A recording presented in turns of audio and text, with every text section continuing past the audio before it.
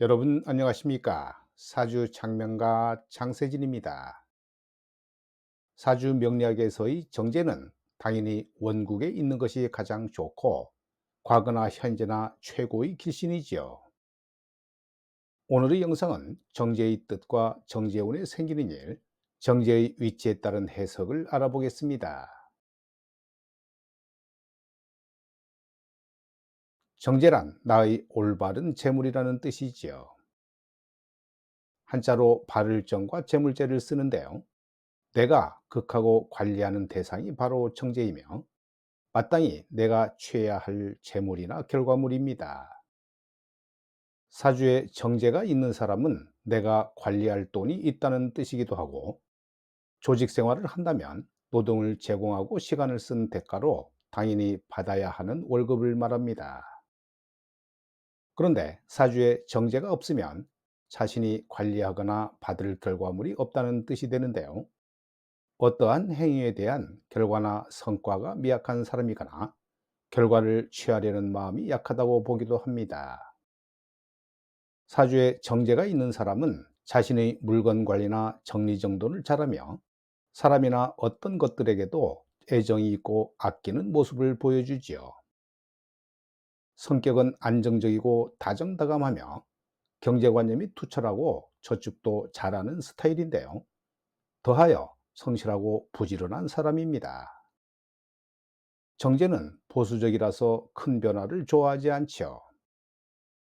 사주에 정제가 잘 자리하고 있는 사람은 재테크를 함에 있어서 모험하기보다는 확실한 것을 좋아하고 고지식한 태도를 지니게 됩니다. 자신이 가진 것에 비해 검소한 생활을 하며 계산도 잘하지요. 근검 전략은 정제의 기본적인 특성인데요. 그런 결과로 일확천금과는 정반대의 성향으로 결국 시간이 지나면서 부자가 되는 스타일입니다. 연주에 정제가 있는 사람은 조상 때에서 재산이 많았다고 보지요. 또 유복한 어린 시절을 보내거나 국가기관에서 근무하거나 국가기관과 관련된 재물을 받기도 합니다. 월주에 정제가 있는 사람은 부모님 재산이 많다고 보지요. 유복한 청년 시절을 보내거나 자신이 사회생활을 하면서 급여를 잘 받고 저축도 잘하는 사람입니다. 일지에 정제를 깔고 있는 사람은 본인이나 배우자가 재물복이 많고 유복하거나 성실하고 가정적인 성향이고요. 시주에 정제가 있는 사람은 말년에 재물복이 좋거나 미래가 안정적이기를 추구하는 마음입니다. 또 한편으로는 연월간에 있는 정제는 다른 사람에게도 잘 보이는 재물인데요. 마땅히 돈을 잘 버는 사람이라고 보여지지요. 일지, 시지, 시간에 있는 정제는 타인에게 보이지 않는 재물로 남모르는 비자금이나 유산이라고 해석하기도 합니다. 정제가 지지에 있으면 들어온 재물이 나가지 않고 보이지 않아서 검소한 사람이라고 보기도 하는데요. 천간에 있는 사람은 뽐내는 것을 좋아해서 돈을 잘 쓰는 성향이지만 지지에 있는 사람은 구두쇠 기질이 있고 알부자가 많습니다. 정제가 강하면 제다사주가 되어 편제라고 보기도 하지요. 계산적인 면모가 강하고 시간 낭비를 싫어하며 자신에게 득이 되지 않으면 좋아하지 않는데요. 행동력이 강하고 급한 편이라 한 가지 일에 집중하지 못하고 결과를 빨리 보려는 경향이 있습니다. 재성이 없거나 정제가 약하면 행위에 대한 결과가 약한 사람이기 때문에 재물복이 떨어지거나 행동이 느리고 시간 낭비도 잘하며 참을성도 좋습니다.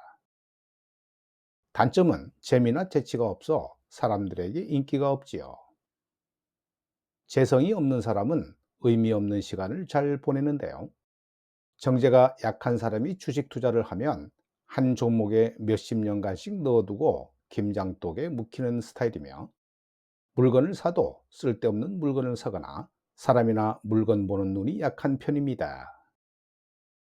정제가 인성을 보면 제극인이 되지요. 제극인 사주는 계산기나 각도기를 재는 것처럼 시간 낭비를 싫어하고 꾀가 많고 요령을 잘 피웁니다. 두뇌 회전이 좋지만 노력을 많이 하기보다는 최소의 비용으로 최대의 효과를 얻으려는 성향입니다. 인성이 강하면 정제의 극이 도움이 될 수 있죠.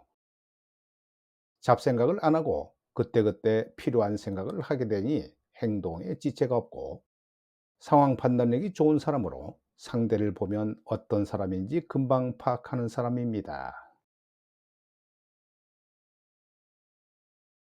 정제가 운에서 들어오면 자기 주도적인 태도로 변화하고 성취와 쟁취욕이 강해지는 시기이지요.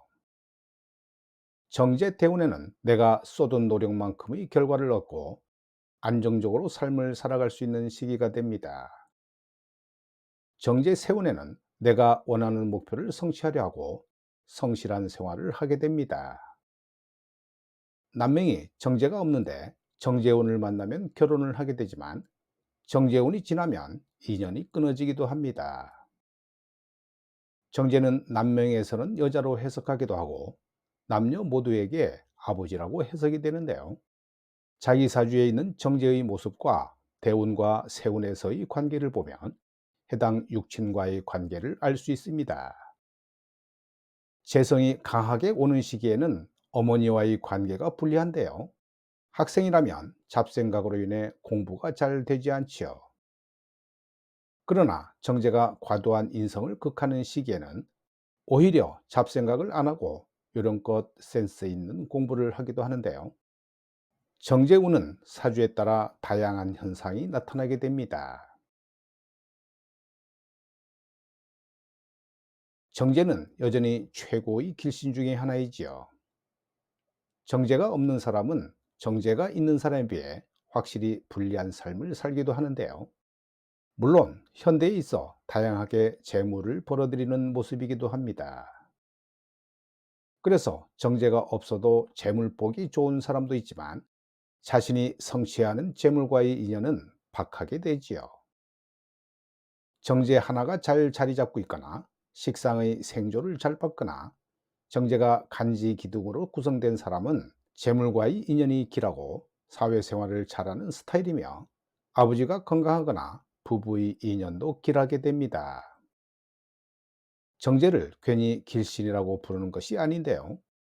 정제가 사주에 있는 사람은 이 말이 무슨 말인지 잘 알 겁니다.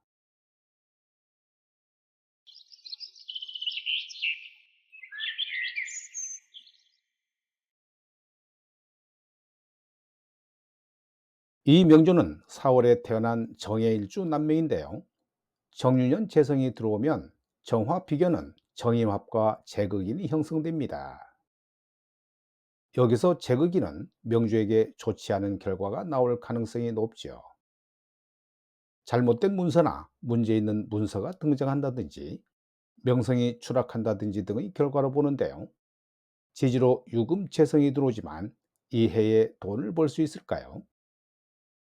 사유합작이 전혀 일어나지 않는 건 아니지만 굉장히 약하게 나타나는데요. 물론 어느 정도는 벌 수 있겠지만 생각만큼은 벌 수 없을 겁니다. 천간의 신금이 지지의 유금 근록을보아 괜찮다고 보았다면 지지의 상황을 좀 더 연구해 보아야 하는데요. 유금이 사유합작이 안 되는 이유는 대운, 세운, 원국 간의 관계 때문입니다. 이 명주는 다른 철학관 몇 군데에서 돈 벌 수 있다라고 해서 기대하고 있었지만 기대했던 정유년이 전혀 다른 상황이었다고 합니다. 오늘 영상은 여기까지입니다. 여러분 대단히 감사합니다.